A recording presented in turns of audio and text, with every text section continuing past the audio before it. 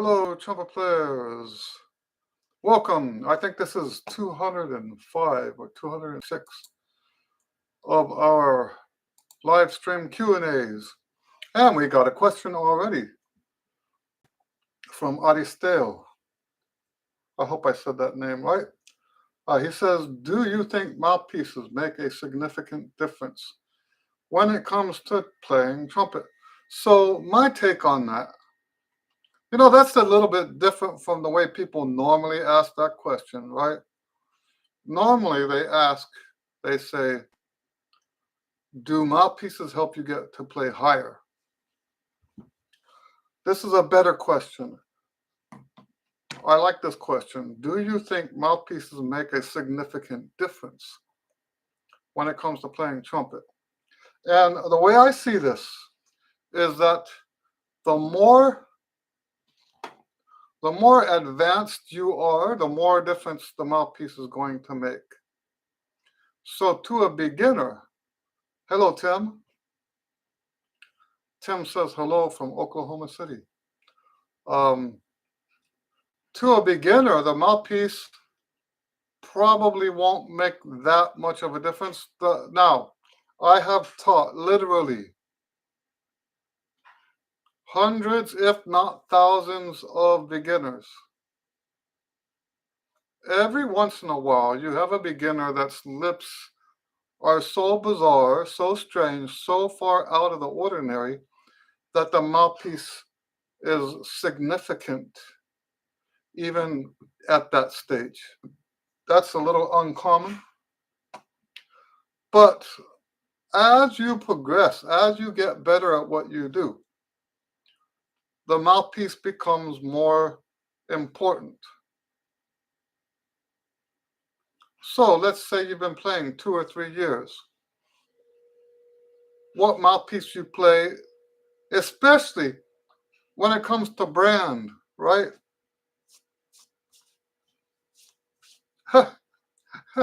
Sorry about that. Especially when it comes to brand. Should you have a box? Should you have a choky? Should you have this or that? That's not going to make much of a difference. Let me tell you about this. One of my earliest articles talking about the brand stuff. One of my earliest articles was talking about how much more important what I called the internal dimensions.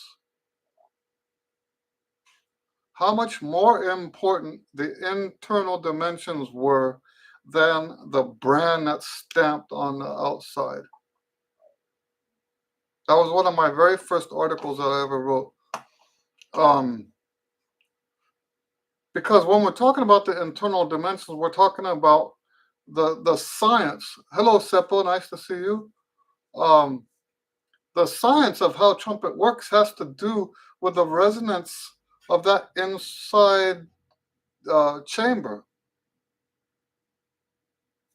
The shape of it, the length of it, the width of it. And to a certain degree, how the tubes are bent and stuff like that. But the one thing that's going to make the biggest difference is those internal dimensions. So if you have a really good brand mouthpiece or a trumpet with the wrong dimensions, in other words, the mouthpiece is too small for you, the mouthpiece is too big for you, the mouthpiece has too much of a flare in the backbore or whatever, too much of something. And over here you have an inferior brand, but with a size that matches your needs. That inferior mouthpiece is actually going to be a better mouthpiece for you.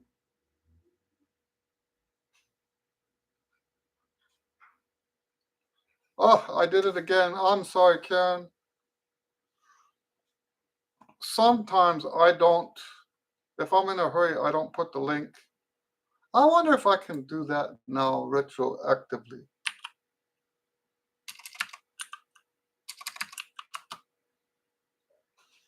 It might not let me do this, but let me see if I can do. I apologize, Karen.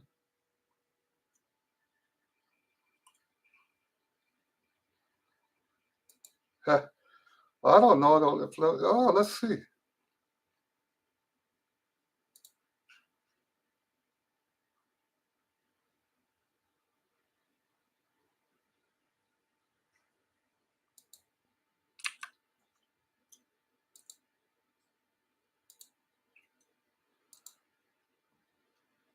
Does it let you change something while you're working on it? Okay. So, in theory, Karen, I just changed it. And you should be able to go to the, well, let me check. I'll go to the website.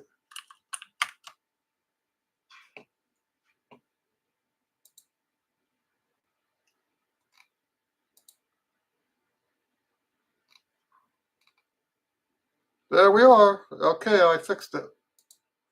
I'll have to remember that for next time. Okay, so does that make sense what I'm saying? The mouthpiece makes more of a difference as you become more advanced. The students at the earliest stages can't tell the difference. And like I said, this is especially, and that's why we were talking about brands,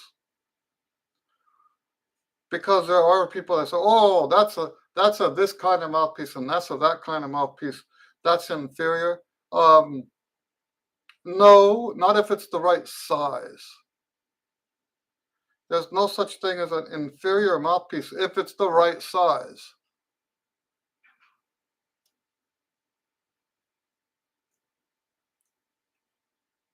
Okay? I hope that makes sense. If it's the right size, there's nothing wrong with the brand. That's especially true for like um that's especially true for mouthpieces because it's just a hunk of metal, right? It's not like a trumpet that can be beat up and dented. Now on the mouthpiece, you do want to make sure that the um the end of it stays rounded. Okay. But other than that, you could drop it 100 times and it's not going to It's not going to change the internal dimensions. Seppo says, over 20 years ago, I wanted to buy a new trumpet from a manufacturer, which was on a big hype at that moment. I went to the workshop and bought one. That horn was expensive and beautifully manufactured, but after a few months, I just rejected it because I was able to get only one sound out of that horn. So, here's the thing. Here's the thing. Um, a lot of times, people in life, and let's be honest about this, people who want to sell you something will simplify everything. They will do what they can, and the truth is, life is not simple like that. And one of the things that I have been a big proponent for in 30 years online, my online presence has always been uh, connected to this concept that we are all different. We are all different. Every single one of us. I've been teaching thousands of students. I have never met two students with the same uh, we look at here. Let me tell you how I see this, right? Because there's three parts of each person's life that comes into their makeup as a player. Three parts. You have their past, you have their current situation, and you have their what they desire for the future. When you just enough, it's just enough to look at their past. It's just enough to say, look, this person comes from this background. That right there has already differentiated just about everybody from everybody else. And we're not even done yet, right? Some students have some piano lessons, some don't have piano lessons, some can read music, some can't read music, some have never heard trumpet music in their life, some saturate their ears in trumpet music. Uh, and that's without looking at non-musical stuff. That's without looking at uh, stuff like what languages they speak, because certain languages teach the students to have certain oral cavity shapes, and those shapes carry over into the trumpet, and the way they play is largely affected by what language they speak. A lot of people don't even consider that. So even just looking at their background, where are they coming from? People are all different. Each student, how long have they been playing? Is this their first lesson? Um, there's also the physical properties, right? Uh, do they have straight teeth? Do they have crooked teeth? Do they have bigger lips? Do they have thin lips? Do they stand up straight and breathe, like that? Or are they slouched? All of this stuff plays a role in them being different from the people, from everybody else, right? Then you have currently, what are they doing now? What are their demands now? Then, so when we match up what the students' demands are now to where they're coming from, now you've added another layer of complexity that that separates them in terms of uniqueness. Each student is unique this way. Now, then you have this last category. What is it that where is it they're trying to go? What are they trying to accomplish? And this is what made me think about this, Seppo, is there are people that want to play everything. And then there's people that just want to play, for example, brass quintet. All I ever wanted to do was play brass quintet. That's what they'll say. Um, some of them don't want to play anything, and they just want to play with the online tracks. They just have fun playing with YouTube, and they don't want anything more. There's some that what their future desires is that they want to make a living. Hello, Jeffrey. And then there's others that they don't want to ever play in public ever. There's ones that want to play salsa and nothing else, and then there's ones that want to play salsa and everything else, or everything on the what we call the commercial side.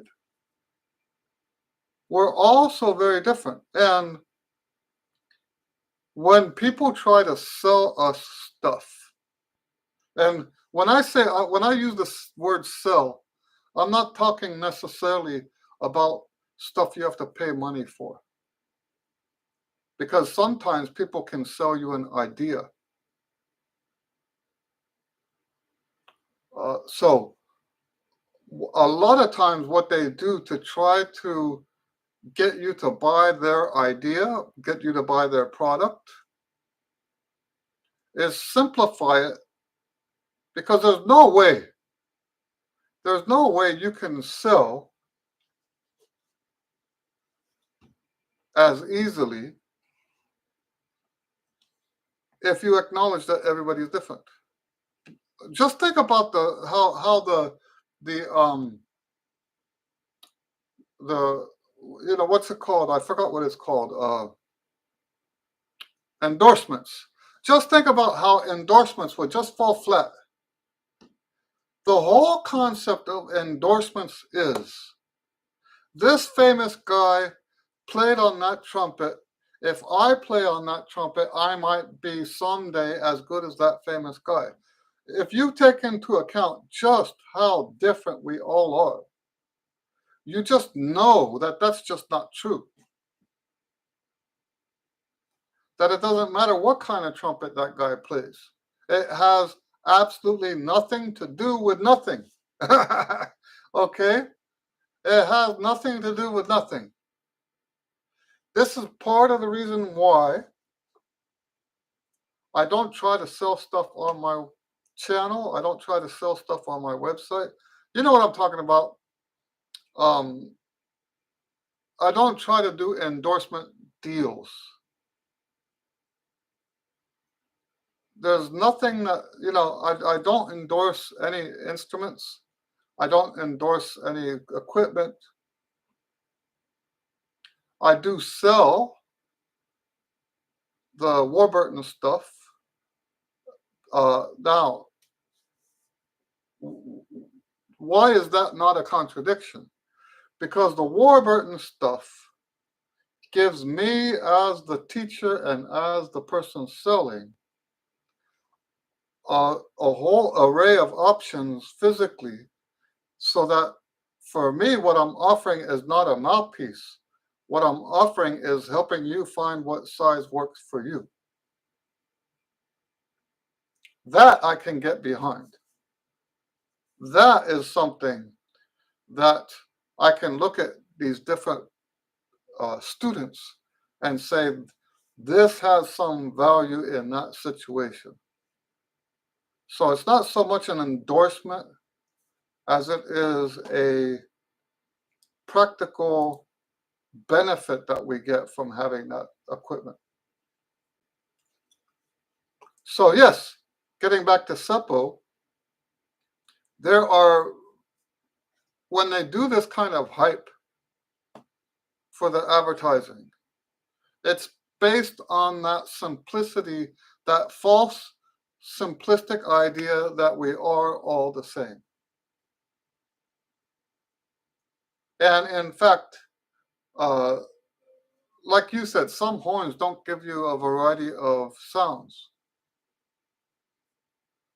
And I guess it's a better way to say is they don't give you the capability to have different sounds for different contexts. So yeah, you got to, finding equipment is a lifelong pursuit. The more advanced we get, the more the tiniest detail makes a difference. So as we progress on our instrument, as we progress, as we get better, as our ears mature, as our technique flourishes, the need for more specific parameters on each of the details of what makes that equipment different becomes important. Karen says, we are playing a piece called They Shall Run and Be Free. The time signatures include 7/8 and 8/8, among others. Any tips on how to count those measures? Yes. The most important thing is to find where are the groupings.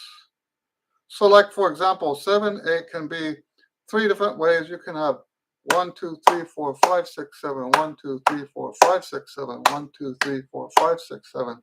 Or you can have, that's one of the common ones. You can flip it and make it 1, 2, 3, 4, 5, 6, 7, 1, 2, 3, 4, 5, 6, 7, 1, 2, 3, 4, 5, 6, 7.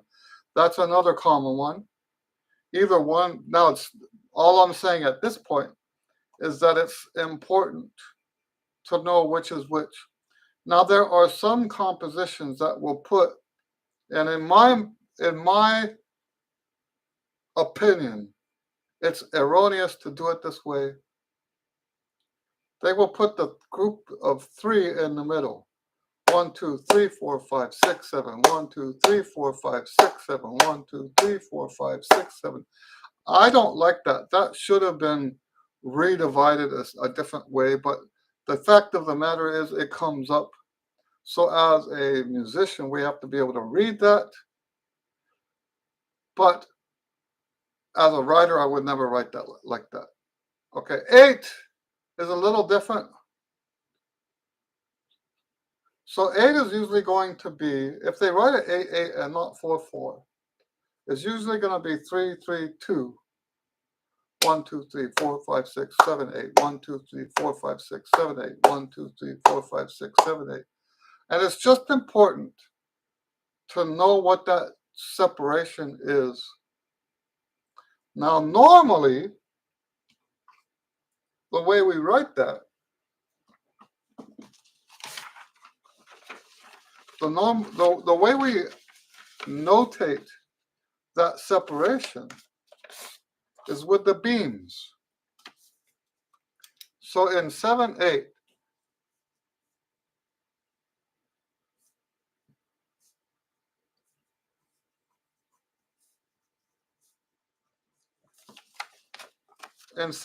we would take the 3 group and beam it with 3, and then the 2 groups, we put them with beams between them. Sometimes you might have this, but this is not as good. So you can actually see it in the music. If it's well written, you can actually see in the music where those groupings are by the way the 8th notes are beamed. Now, if you don't have 8th notes, it'll look more like something like this.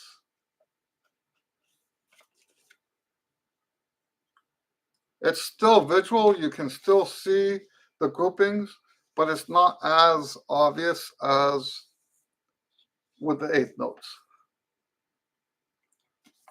Oh, by the way, you would never, if it's written, I have to keep saying that, if it's written correctly, you would never have this down here. See how you have the half note with a tie, which is the same thing as a quarter, a dotted quarter tied to a quarter. This half note with a tie is incorrect. We don't write like that because we have to be able to see, we have to be able to mentally see where that division is. And when you put that half note, you've destroyed the division. That said, I'm not saying there are no quarter notes, no half notes allowed. What if we had this?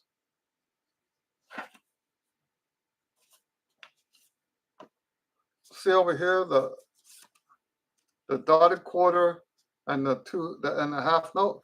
That's just, so that's 1, 2, 3, 4, 5, 6, 7. 1, 2, 3, 4, 5, 6, 7. Okay. I hope that makes sense. But the main thing I'm saying is that you have to be aware of where it switches from 3 to 2. Now, all. This is a fundamental principle that's important to keep in mind. Oh, what did I do? I don't know what I did.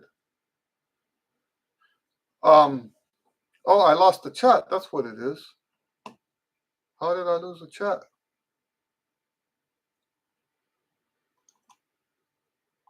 Oh, that's weird.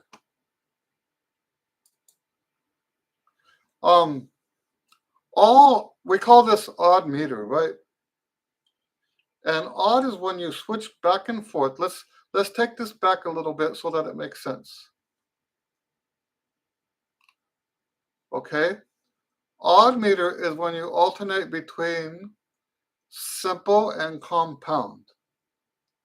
That's all we have. Okay? Please understand this. There are only two types of time signature: simple and compound. Simple is when the beat is divided by 2, 1 and 2 and 3 and 4 and 1 and 2 and 3 and 4 and. Then we have compound where the beat is divided by 3. 1, 2, 3, 1 lolly, 2 lolly, 3 lolly, 4 lolly, 1 lolly, 2 lolly, 4, 3. Now, when you have odd meter is when you mix those together into one time signature. 1 and 2 and 3 lolly, 1 and 2 and 3 lolly. Now, we don't say it that way, but we're basically combining twos and threes. There is no other, because every number that you can have in a grouping can be broken down into twos and threes. I hope that makes sense. You don't have ones, because one is a 2 plus a 1. I mean, you don't have one because you can add that one to a previous, and if it's a 3 previous, then it makes it a 4. If it's a 2 previous, it makes it a 3. So there is no such thing as anything other than a division of 2 or a division of 3. Okay? So odd meter is when you mix those up. And for odd meter to work properly, you have to be able to see where those pairings switch. Seppo says, oh yes, and counting rests in 7/8 and A8. You have to count. So this is the best time to practice that feel, right?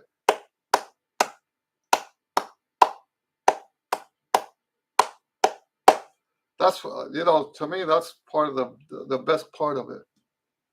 Now, there are some compositions I've seen where they try to break that. That's not fun. I don't know why you would break it in the first place. You can break 4/4 and turn it into something odd meter. When they try to break odd meter, I think that's the result is not really what they're trying to achieve. The end result is really cacophony. It doesn't have any. Anyway, Seppo says, you told us about that. Is it important to get known for what students wants to play or where they want to go with the trumpet playing? I've noticed playing together would be the most important thing to them, and I have seen how they are impressed in performing serious music, as they normally do not face it so much in their life nowadays. I agree with that. I agree with what you're saying about the serious stuff. I think there's such a hunger. You know, we've talked about this a little bit in previous uh, Q and A's, but my career started off on a serious note, right? When the gigs I played, there were rules. You weren't allowed to smile, you weren't allowed to laugh, you weren't allowed to shake hands, because the owner of the band wanted the people in the audience to think we were a serious band. And if we're goofing off and stuff like that, then it's a clue to the audience that we don't take what we're doing seriously. But today, the shift is more towards people having fun. And I'm not really a fun type of person. So I hope that makes sense. You know, we live in a society that's starved right now for serious material, serious content, serious Uh, anyway, um,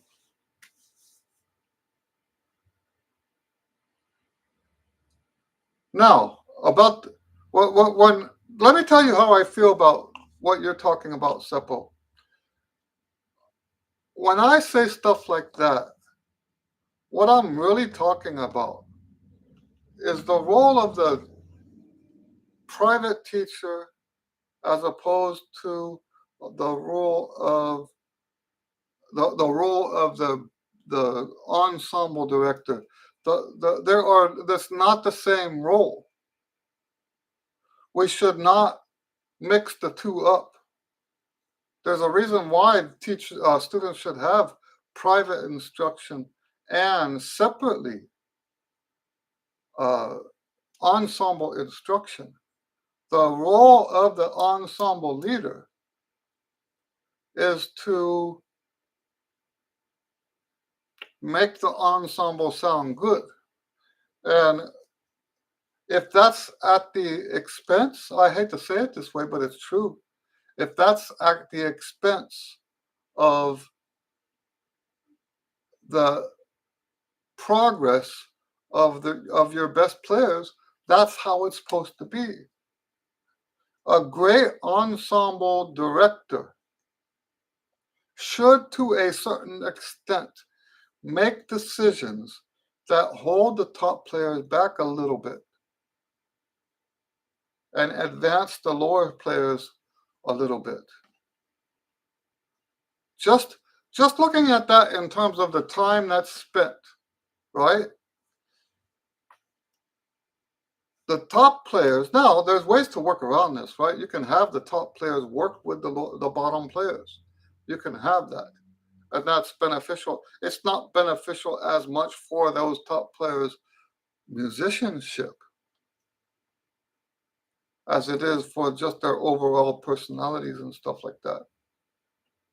But yes, in my opinion, the role of the private student, not the private student, the role of the private teacher is different from the role of the ensemble leader. Okay, that's that's how I see it.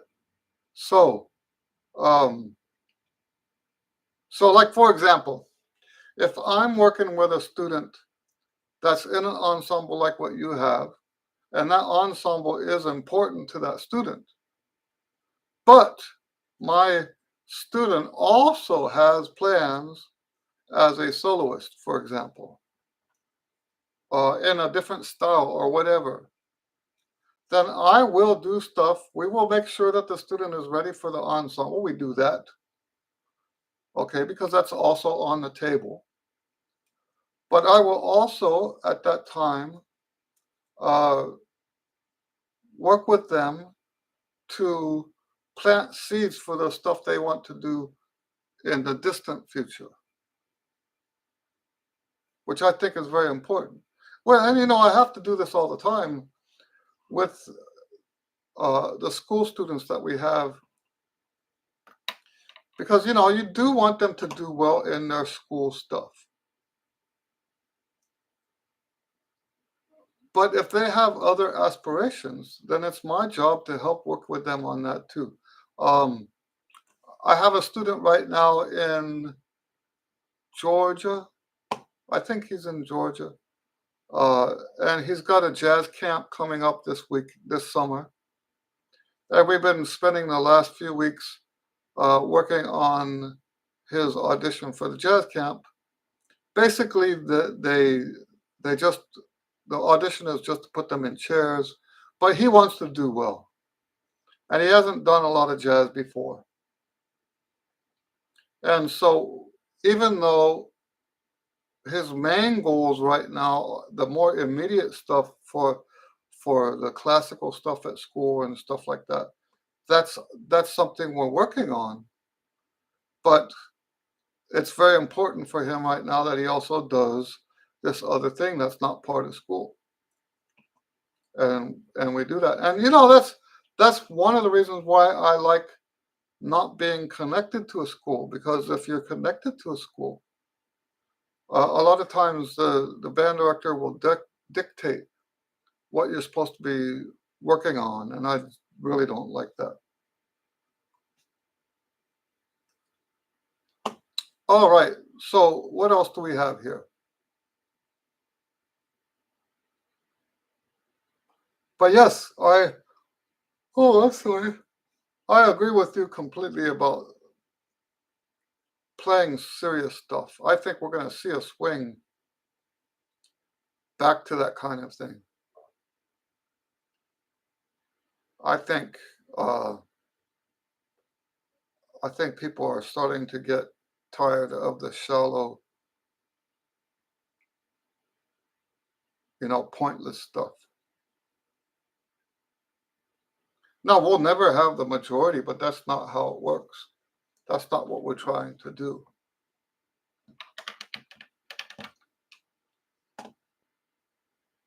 There will always be those kinds of students that just want to have what they call fun. They just want to have fun.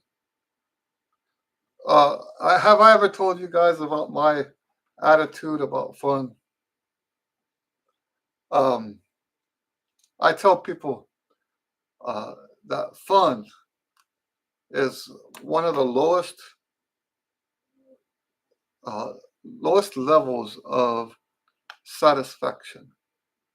Fun is when the I remember my niece used to be in one of those walkers, and they bought her a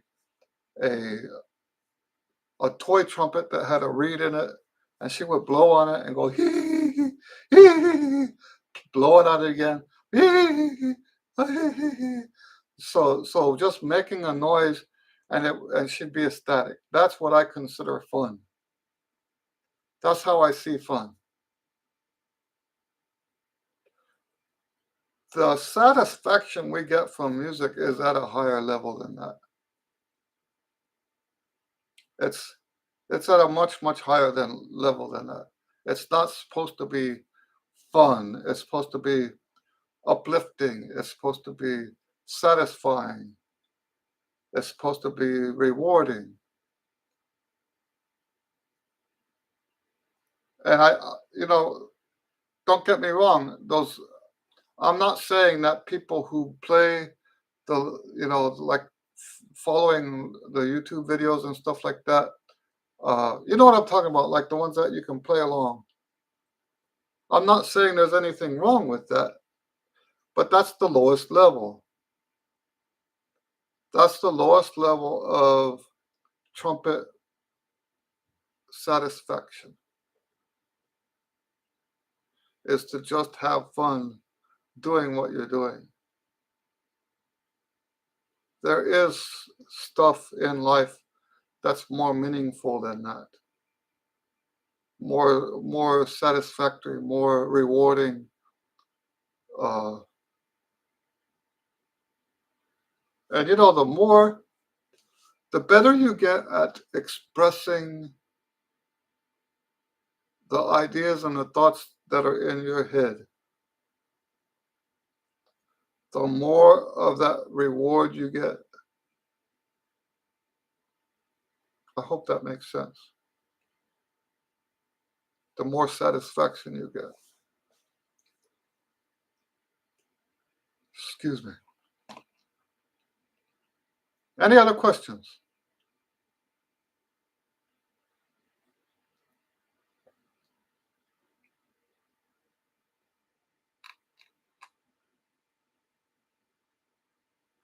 Lots of good questions so far today.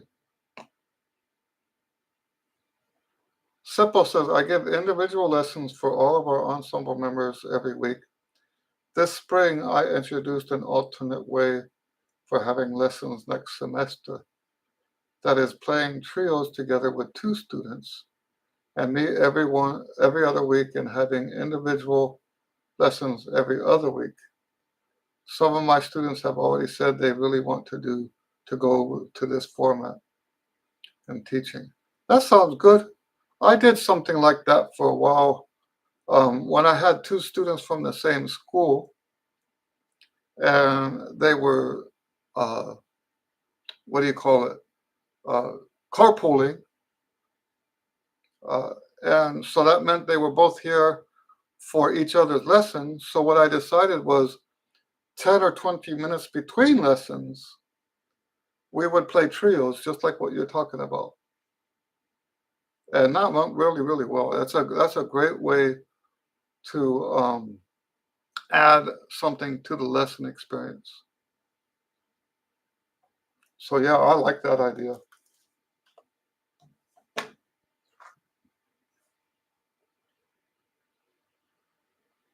Yep. What else?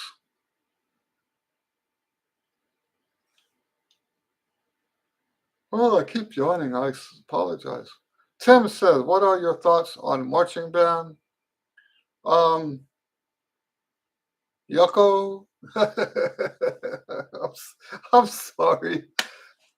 The older I get, the less I like it. I was hardcore. He's he says my wife is a ex band director and she hated that aspect. Yeah, a lot of serious people don't like the marching band stuff. She said he says she would have done away with it if it was up to her. You know, it's I understand the people that are really, really into it. I understand that. I liked it in high school. I kind of liked it in college. Um, Now, there's a lot of people that say it screws up your chops. I'm not so sure about that. I would be more concerned about what happens up here than what happens here. Um, really, I don't know. I don't want to talk bad about marching band, but and I don't agree with the people that say it's bad for your chops, but there are bad things that come out of it.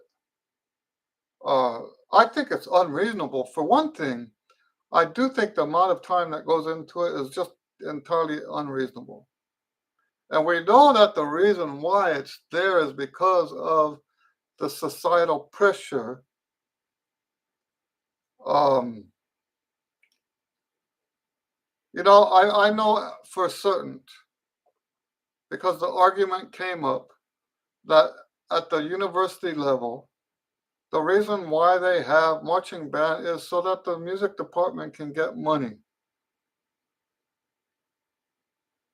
So, in a sense, that's not a bad thing because it teaches us if they were upfront about it and honest about it.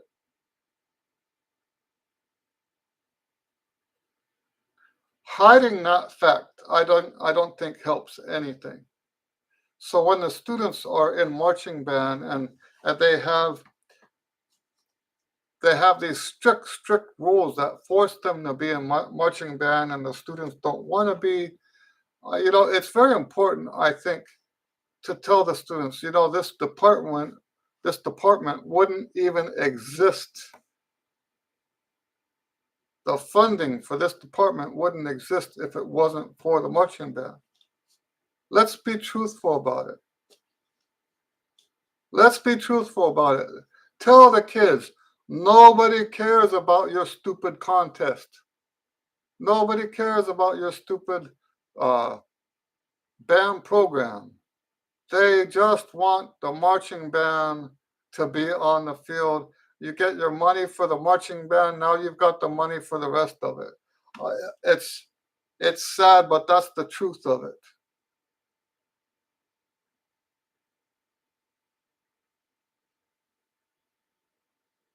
Don't do the marching band, then you don't have a music program. You just lost your job. And instead of saying, well, it shouldn't be like that, people should support the arts, instead of being like that, we should acknowledge that this is how life works. in all fields. So, you know, you have to do what you have to do to have what you've got. Tim says it seems to be less musicianship and more about the showmanship, especially in some of the larger high schools. I do think memorizing lots of music is a good kind of challenge. Yes, the memorization is a good thing.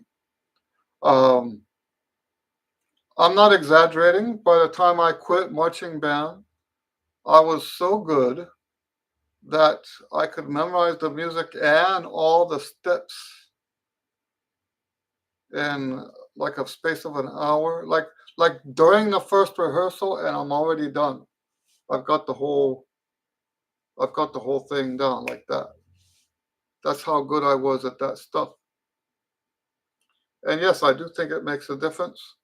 Um, now, I'm gonna depart from your thoughts here a little bit about the showmanship. I do believe showmanship is central to all performance, whether it be marching band or symphonic band or orchestra or brass quintet or solo ensemble. Showmanship is always a factor. It's always probably the most important factor. It's all about role playing. It's just that there's different roles to be played. So, like I was saying earlier, what in the beginning of my career, we had the fake. We were not allowed to shake each other's hands. We weren't allowed to smile. We weren't allowed to laugh. We weren't allowed to greet each other because the persona, the showmanship that we were supposed to be uh, performing, was that we are a professional ensemble that see each other all the time. Why would we be saying, "Hey, how are you? How have you been?" Uh, you see what I'm saying? So the showmanship is always part of it. It's just what are you showing?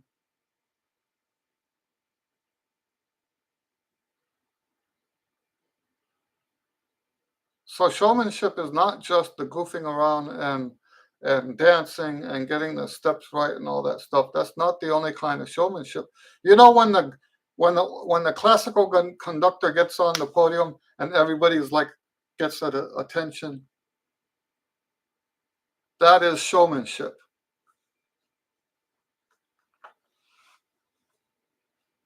Seppo says, Tim, my biggest wish a couple years ago was to be able to join a U.S. marching band as a player.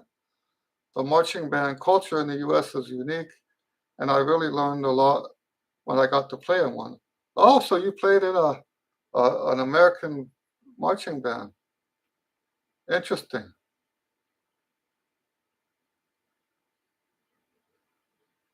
So Tim says by showmanship I mean props and non-musical components.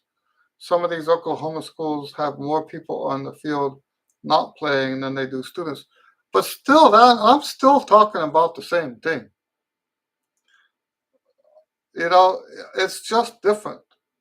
When we put that tuxedo on, that's not musical, right? That's just a prop. That's a prop to communicate to the people in the audience that we're a serious band. That's what I'm trying to say, and I believe it's yes. So do they go too far with that? Yeah. Let's put it this way. Remember what I said earlier that that's where the funding for the department comes from. And if you can get the fans and administration and all those people riled up about your program because you put some stuff on the field, because at this point, let's be honest, people aren't musically educated enough to know the difference. You could have a great show or a terrible show. They don't know. They don't know the difference.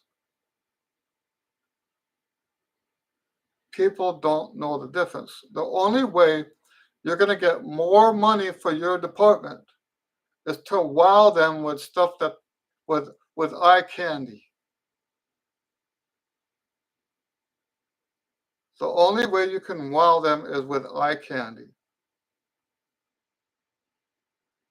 It's not going to be with your music. So I guess this is my way of saying it's a necessary musical evil. Okay.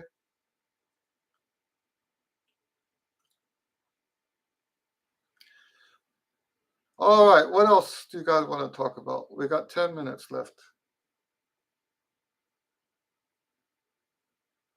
Oh, I got news for you guys. So I did submit 3 etudes this year to the Texas All-State. The guys that picked those etudes, and they chose 2 this year. The first one is the second etude, which I wrote based on A Child Is Born.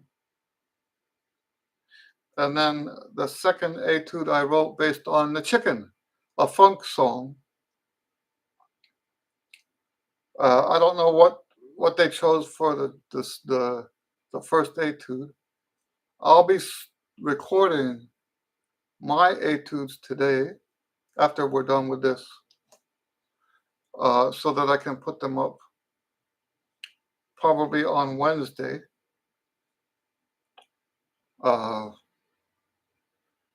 And then sometime by the end of the week, I'll finish with recording the first etude, which I don't have yet. I won't have the first etude till Wednesday.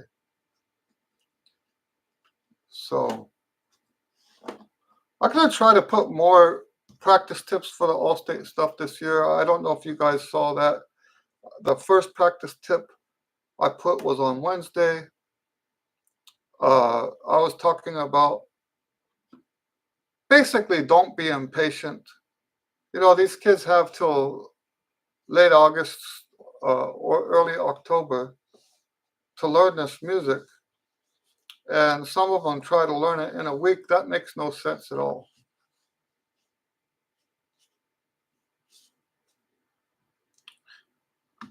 My next practice tip for that music is going to be another more philosophical one. We're going to talk about how it's important to how important it is to look at your performance, not how good you are. How good you are gets you to the starting line, but your performance has to do with the way you practice. A lot of people just think, "Oh, I'm good enough to make All-State." Well, you being good enough to make All-State doesn't put you in All-State. So that's what I'm going to talk about this week. Any other questions?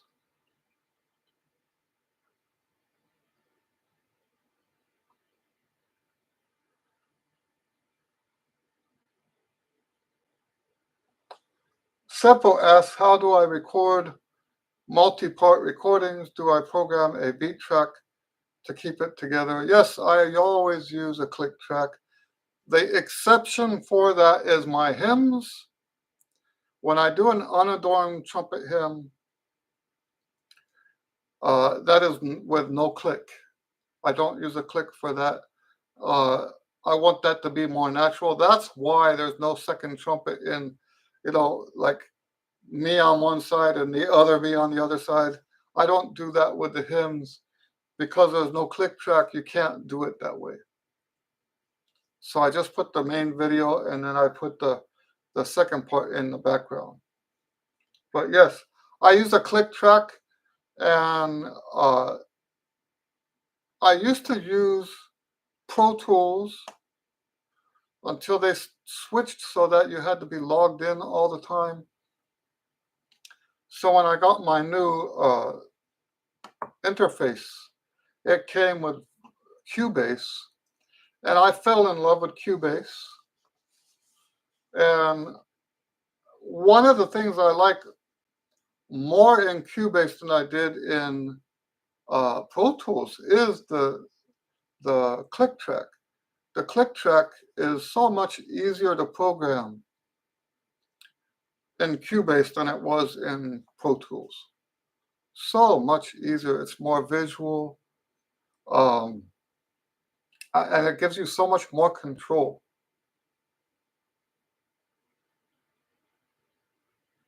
But yes, I do uh, click tracks on all of that stuff. I also have a secret. I won't say it here, but if you email me about it, I'll tell you what my secret formula is for making the best multi-part videos, because I do think that when people, if you don't do these steps that I take, you will end up out of tune, you will end up out of balance. Even mine sometimes are not as well in tune as they should be, but they would be a lot worse if it wasn't for the process I go through to make sure that the tuning is there. That's an important part of what I do. It takes twice as much time, sometimes 3 times as much time, depending on how far I want to take it.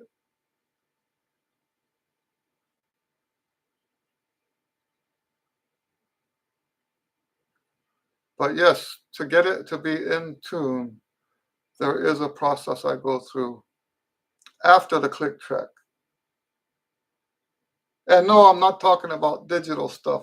I'm not talking about auto tune. I don't use auto tune.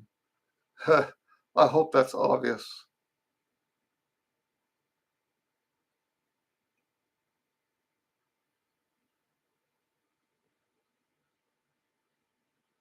Any other questions?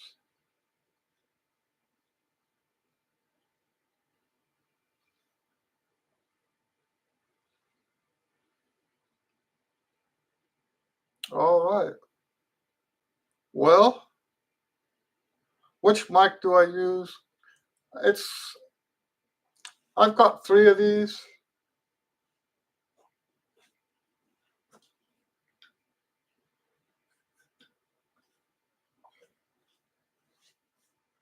It's an AKG C1000S. And there's different settings, and I have certain settings that I've got on it. Um, it's not an expensive mic, but it's not a bad mic either. I do think that part of my sound that everybody says they like is because of the microphone that I use.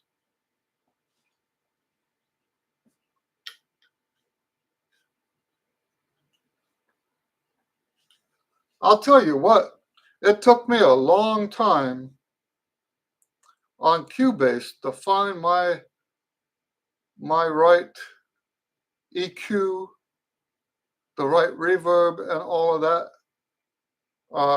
The stuff I've put out over the last year and a half has only now started to sound okay. Tim says, "Thank you for your time, sir. I am grateful to be a part of your community." Seppo is correct. You are the master of this domain. All right, guys. Well, thanks for hanging out with me. Um, we'll see you again next time. Have a great week, and God bless you.